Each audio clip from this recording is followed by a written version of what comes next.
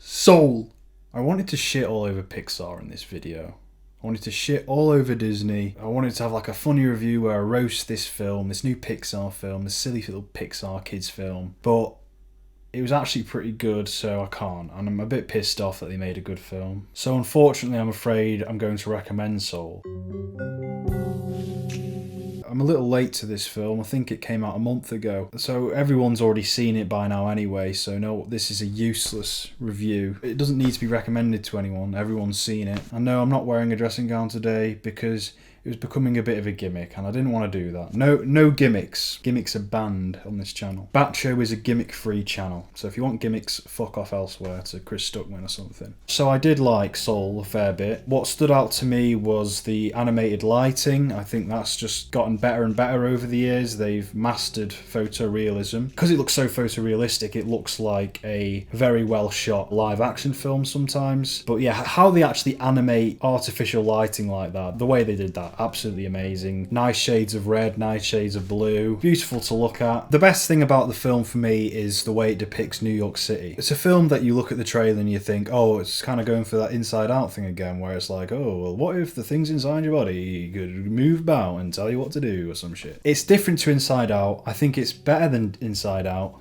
Incest Out. I think it's better than that because it's just more adult in terms of themes, animation, style, dialogue, everything really. The adults will get a lot more out of this than they would from Inside Out. It's a good balance of both. You can boil the film down to two settings. There's the fantastical soul realm world thing. That's like everything like Pixar always does, like, ooh, in another world where this could all be going on and we had no idea and all that. Then there's the utterly realistic New York City. Both worlds were very good, and the way they were like complete opposite ends of the spectrum in terms of realism and surrealism, that was a strong point with the film. Just the range of animation. So I'll talk about the soul world first. In the transitions when he's falling through, it's all black with white edges. That's all surreal, that's all cool. I've not seen anything like that from a Pixar film before, so I was surprised there. That was awesome. I think it is one of the most visually striking films that Pixar have made in a long time. These are all things that have been talked about already, but the 2D characters are Terry and Jerry. Just the application of 2D within the 3D medium, that's a creative thing that I don't usually see from Pixar or Disney. You look at these characters and you say, oh yeah, that's how animation should be used, to do all these different inventive things, and that was a nice touch. I was quite surprised that was coming from Disney. I would say Pixar is well out of the golden age, but this is a decent film. I initially rated it 4 out of 5 stars on Letterboxd, which doesn't mean anything anyway. I don't really take any of that seriously, but I've since taken it down to 3.5 stars, so a 7, but it doesn't matter. I don't pay attention to numbers and shit. One more thing before I go to the New York stuff.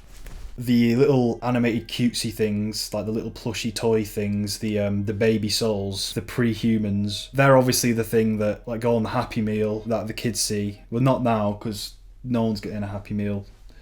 Well, they can get it delivered, I guess. Well, I don't know. I haven't had a McDonald's in years anyway, because it's fucking horrible here. Yeah, those little baby things with that shaped head, they're going on the Happy Meal. The kids are going, oh, look, fucking hell, oh, it's well cute. They weren't in the forefront. It wasn't like, oh, look at me. They were there, you know why, but they were in the background because the more adult stuff was in the foreground, and that was good. That's what I like. That's what I like to see. But not so adult that kids can be like, what the fuck? Well, I don't know. I'm not a kid anymore. My opinion is invalid on that, I suppose. Tina Fey's character is there to be the more goofy one that the kids would be like, oh, look at the colourful one. Mummy, oh, look, can I get that as a toy? That character who's a soul, who's been a baby soul for like thousands, maybe even millions of years. And they have these teachers, these mentors, which are people that have died, like great people, and they can either go to the afterlife, whatever that is, or they can come to pre-world, whatever. I'm not explaining it all. Watch the trailer. You can have these teachers, like Gandhi can become a teacher, and all these amazing world leaders and stuff. So Tina Fey is there and she's like, oh, all these great people, they've tried and they've failed and you just don't understand. And we get all these clips of her being taught by these Gandhi caricatures. I think, yeah, Muhammad Ali, just different ones. It was alright at first. It was kind of cute, I guess. She kept doing this thing where it was like, this is like the time like Muhammad tried to teach me or something. It became like a Family Guy joke, and it's like, nah, Pixar, don't be doing that shit. You're not stooped to that level of shit yet, so, you know, stay out of those waters. Much later on, after like we'd she'd learnt all that, she's like, this is like the time where Harambe tried to get me into the world of politics and it didn't work. So that was a bit silly. So the other aspect of the film is New York City. My favourite parts of the film happened there. When I watched Toy Story 4 and I saw how photorealistic some of it was, I was like, okay, it's cute and all, but it doesn't really matter because it's just about toys mucking about after all. It's kind of just like a silly adventure film. And this is an adventure film, but New York is so important in this film that that level of detail works, that photorealism, it is down to a T. It is so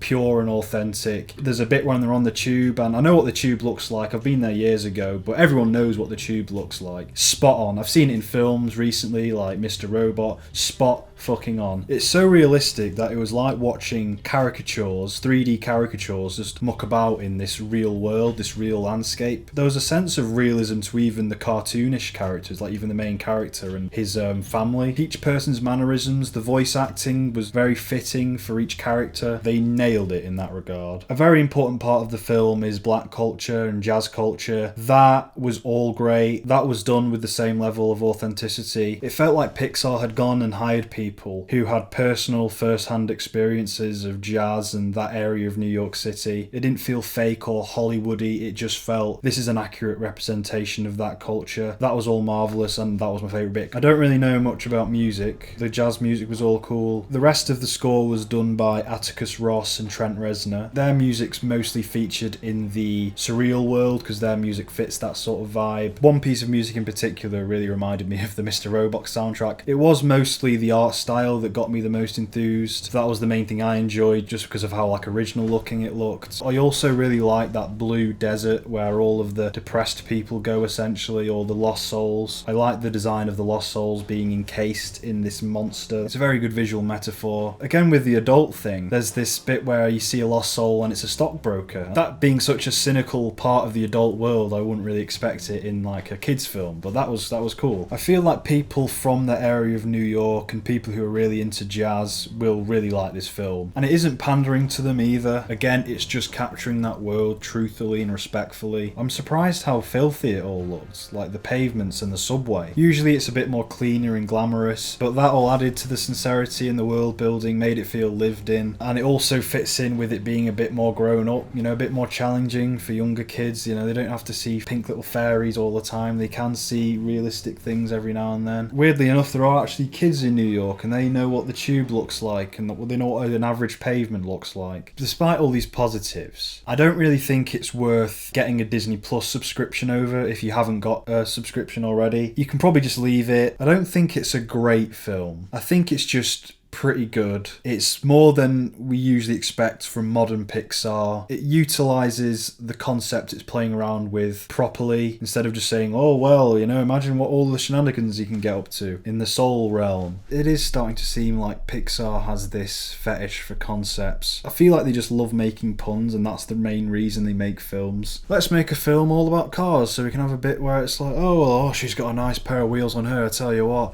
Oh, I'd like to rev her engine. Let's make a film about bugs. Oh yeah, I'd like to pollinate her. That's bees, isn't it? All I'm saying is you can't just have those concepts alone. They've got to convey interesting ideas from that concept, from those initial concepts. Because otherwise they are just gimmicks. Let's talk about Toy Story for a minute. You know, the first one, it kickstarted this whole thing, created a monster. Toy Story is a good idea. Toys come alive, there's the concept. But it's how they use that to tell an interesting story which makes a good film. The first Toy Story, at least, is essentially just all about parenthood. It's about raising a kid. The toys act as caring, protective figures in the kid's life who help him grow up and they help his imagination flourish and grow. We gotta be there for Andy, you know. Woody and Buzz are essentially father figures. You could even say maybe this is a bit of a stretch. So when Buzz finds out he's a toy, he's like, oh, I don't want to be a toy, this is shit. I want to be a space ranger. I thought I was a space ranger. I thought I had a purpose. So yeah, space ranger say, but really it's an astronaut. And becoming an astronaut is one of the highest career achievements in the world. You know, that, let's just say it represents like the paramount of career achievement, career goals. And that like scene near the end where Woody's talking to him and he goes, I don't want to be a toy, this sucks. And Woody goes, hang on, being a toy is a lot better than being a space ranger, because he's like, oh, that kid over there loves you. And it's a really sweet line, like being a toy is a lot better than being a space ranger, because essentially I think what it's saying is no matter all these things you can achieve in life, all these amazing life goals you set yourself, all these different things, being a parent, raising a kid, that's just so much better than anything you can achieve in your career. It's one of the best things a human can do, essentially. And it's a really nice message. It's a nice idea that it's getting across subtly. And that's why it's really wholesome, where Woody's like, there's a kid over there who fucking loves you. So yeah,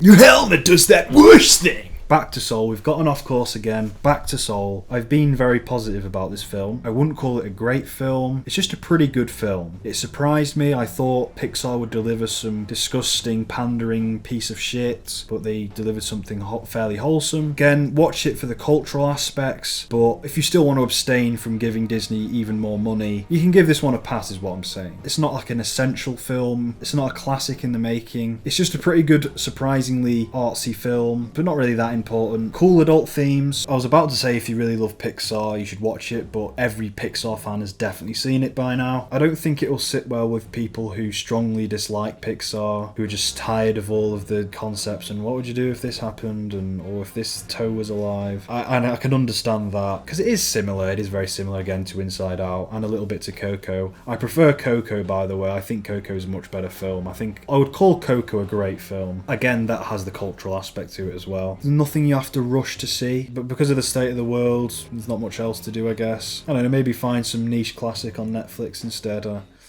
Fuck knows. Can you just shut the fuck up?